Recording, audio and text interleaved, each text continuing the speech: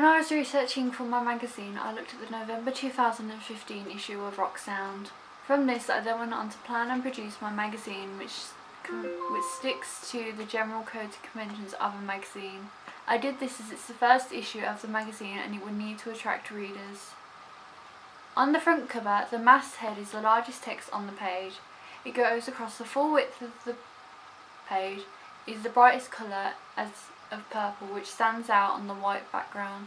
This is similar to Rock Sound, who have a neon green font which also goes across the full width at the top of the page. The main image is a medium close-up giving direct address. The medium close-up means that we can see the emotion and the facial expression of the model, which emphasises the direct address, which almost intimidates the reader into buying the magazine because they feel as if they're being stared down. This is also, again, like Rock Sound, who have used direct address and a medium close-up. The main cover line on my magazine is the second largest text on the page, as we can see it from far away. It's in a similar colour to the masthead to create branding, as I've used a different font. Rock Sound, however, takes the full width of the page, however is the boldest text on the page. These are conventions of a magazine, as we want to attract the reader to what is inside the magazine as well. The strapline is above the masthead and attracts the reader due to the artists mentioned as being somebody they would recognise for my magazine. This is very similar in Rock Sound, who also include a cover mount on their magazine which will attract the reader as it's just slightly above the masthead, so it will be one of the second things that they will look at. On my magazine I've included a cover mount in a puff. This will attract the readers as it will help them afford things that they can't necessarily buy themselves, as they are from a lower social class and have a lower income.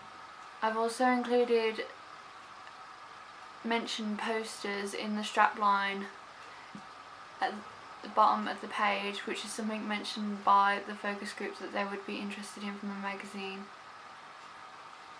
On the contents page, the masthead is also included on the contents page, as this is a convention of a magazine's contents page. However, it isn't as large as the heading.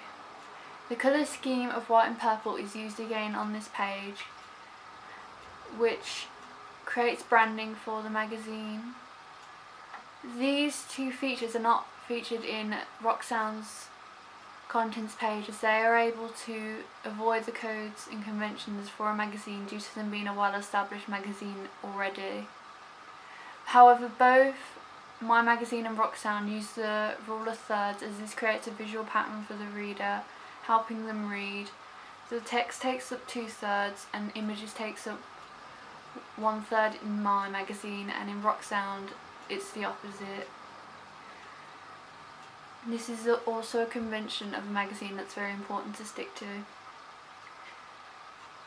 In my magazine I included captions under the article to add a description and also to mention artists and topics that the reader may be interested in.